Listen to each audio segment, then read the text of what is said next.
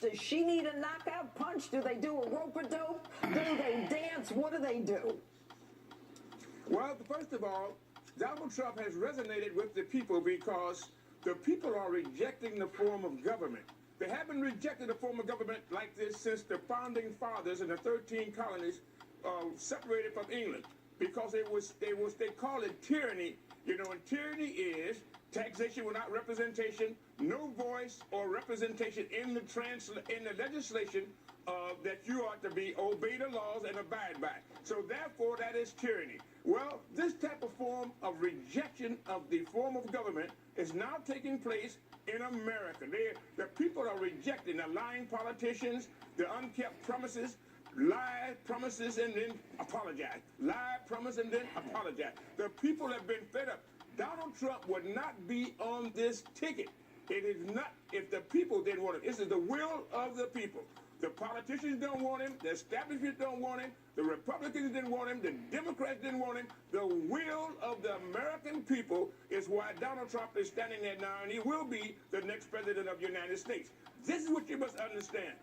The system considers the white woman inferior in own property. The system considers black people inferior in own property. So therefore, we are the left outs. And he's a non-politician. He's a businessman that's going to make America great again. And so the people are looking and finding and searching for someone to help us and to lead us out of this quagmire of corruption. Don, when you say that the system has left out people of color, we have an African-American president. You believe that he has left out people of color? No, that is not the point. Well, he is a principle. I love Obama. I think he's good. But listen, let me tell you what. When they say keep you in your place, the government shut down on Obama.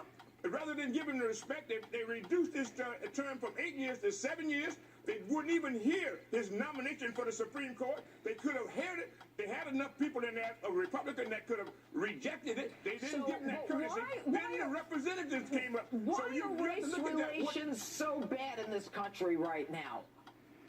Because of the system. The system is the enemy of America. What we treat, Judge, is the effects.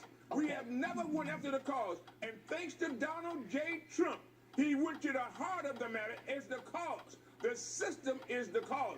So therefore, he said, we will create a whole new system. We will take this system apart. Now, we're going to help the veterans. They're going to give veterans an opportunity where they can be able to be treated. We exalt them and say, put themselves in harm's way. Do all these great things, you wonderful guys, protecting our liberties, our freedoms, and our safety. And when they come back home, they can't get no treatment. They die in parts. Yes. All right, Judge, I want you to know, this is my America. America's the greatest nation in the world, and I'm fighting for America and the will of the people. And Donald J. Trump is the will of the people. He stands strong, he's bold, he's audacious, he's brave, and we're going to win because the people will be doing themselves a favor. Let me get a question in here. Or Democrat. It's about the people. I agree with you. Now, how long have you known Donald Trump?